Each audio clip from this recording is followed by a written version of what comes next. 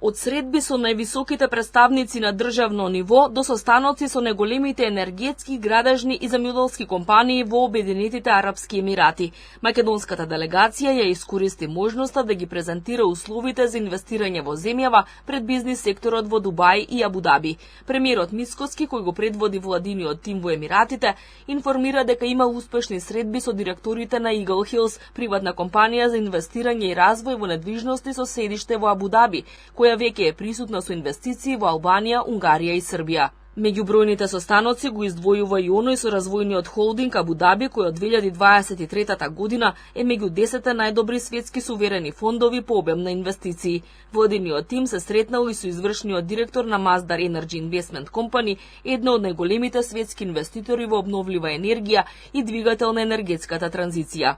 Masdar е пионер во чистата енергија, позиционирајќи ги Обединетите Арапски Емирати на чело на светската енергетска транзиција. Masdar е присутна и поддржува повеќе од 40 земји во нивната енергетска транзиција. Со сите овие компании разговарав за проекти, можности и планови за инвестирање во Македонија, која како држава доцне во лобирањето да се најдеме на инвестициската мапа на овие светски економски гиганти.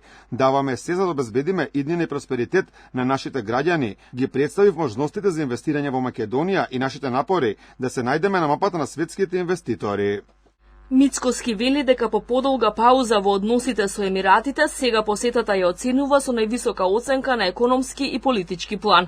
Со стопанските комори на Дубај и Шарџа било разговарано за проекти од областа на транспортот пред се коридорите 8 и 10 и одсечката на коридорот 10-10Д. Биле презентирани туристичките можности на Охрид и Попова шапка. Се зборувало и за инвестиции во градежништвото, земјоделството и енергетиката. Како главен приоритет биле истакнати проектите, односно хидроцентралите на Црна река, Чебрен и Галиште, како и нови соларни панели, ветерни турбини, ветерни паркови.